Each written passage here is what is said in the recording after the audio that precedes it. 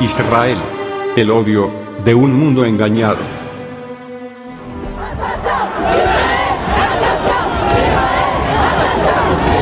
Mátenlo a todos, maten a los judíos, gritan en París. La ciudad se ha visto sacudida por actos de violencia y enfrentamientos entre policías y manifestantes pro-palestinos. Incidentes similares se han registrado en las últimas horas en Gran Bretaña, Jordania, Chile, Perú y Estados Unidos. Es indiscutible que Israel es el país más odiado del mundo. Hay razones objetivas que justifican, o, por lo menos, explican, ese odio, esa obsesión desproporcionada por condenar a un país pequeño en territorio y en población, cuando hay tantas otras disputas en el mundo. Analicemos a continuación algunas posibles causas del odio que muchos países e individuos en el mundo sienten hacia el Estado judío. Israel ocupa territorio de otra nación. Israel ocupó la Cisjordania en 1967, como consecuencia de su triunfo en una guerra defensiva. El territorio ocupado nunca había sido independiente. Estuvo bajo el control de Jordania del 48 al 67, de Gran Bretaña desde el fin de la Guerra Mundial hasta el 48, y durante los siglos anteriores. Fue provincia del Imperio Otomano. Hoy, Israel está dispuesto a entregarlo a la autoridad palestina, mediante negociaciones que decidan la frontera final, y que tomen en cuenta las necesidades de seguridad de Israel. Hay otras ocupaciones en el mundo que no producen protestas ni demostraciones de odio. Rusia ocupa las Islas Kurile, que pertenecían a Japón hasta el final de la Segunda Guerra Mundial, lo cual impide que hayan transcurrido más de 6 décadas. Los dos países aún no han firmado la paz. Pero esto no molesta a nadie en el mundo. Tíbet perdió su independencia y fue absorbido por China, desde que el ejército chino derrotó al débil ejército tibetano, en el año 1950. Esto tal vez moleste al Dalai Lama, a sus seguidores, y a los tibetanos étnicos, pero a nadie más. Turquía ocupa gran parte de la isla de Chipre, desde su invasión en 1974. Lo cual no produce protestas de nadie, excepto tal vez de los griegos chipriotas. Sáhara Occidental está ocupada por Marruecos. ¿A alguien le interesa?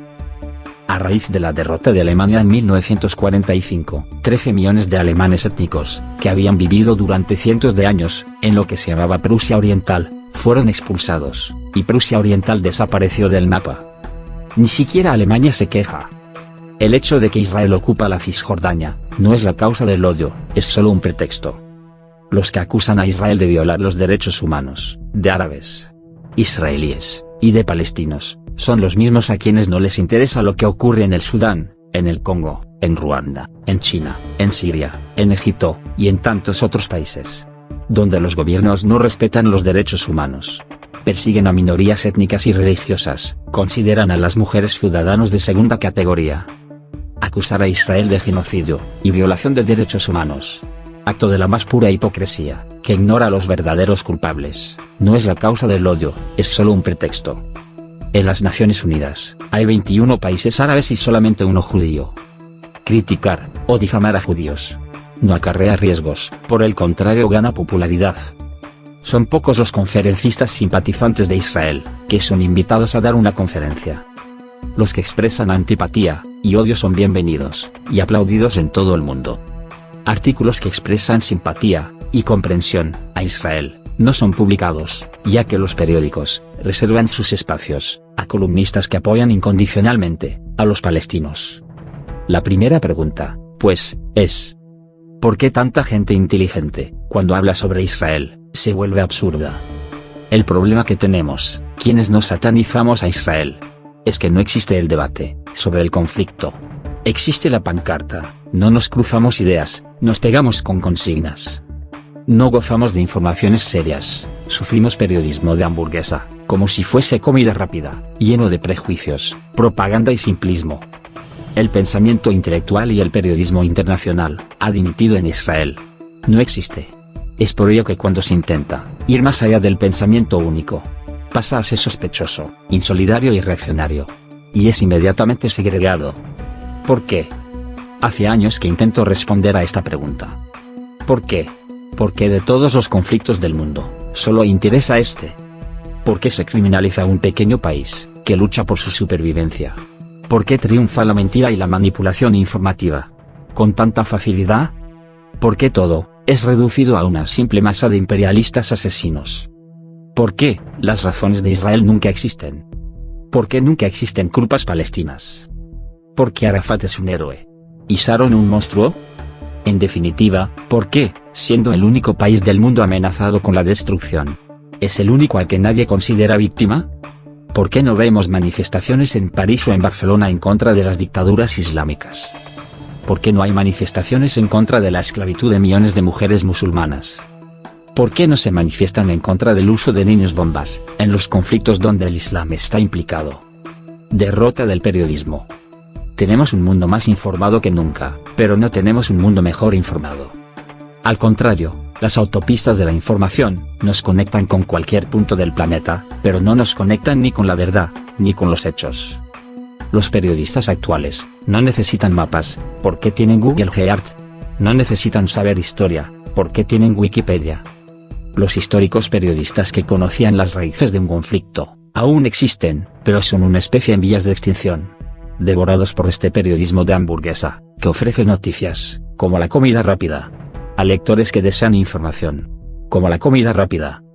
Israel es el lugar del mundo más vigilado, y, sin embargo, el lugar del mundo menos comprendido. Cualquier más media sabe que si habla contra Israel, no tendrá problemas.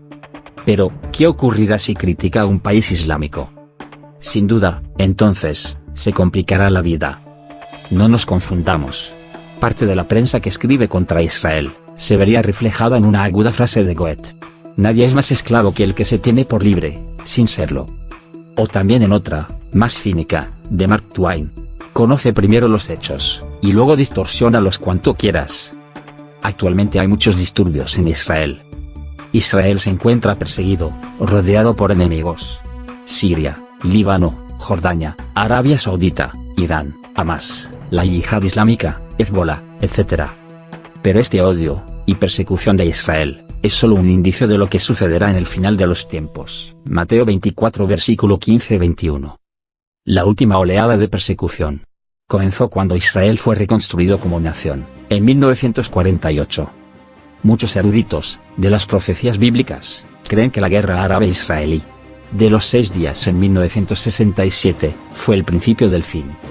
Lo que está ocurriendo ahora en Israel ¿podría indicar que el final está cerca? Sí. ¿Significa con seguridad que el final está cerca? No.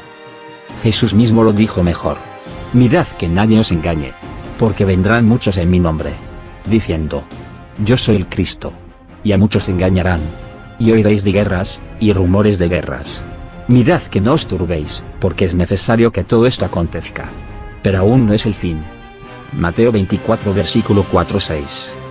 Los perseguidores de Israel vendrán y se irán, pero la persecución permanecerá hasta la segunda venida de Cristo.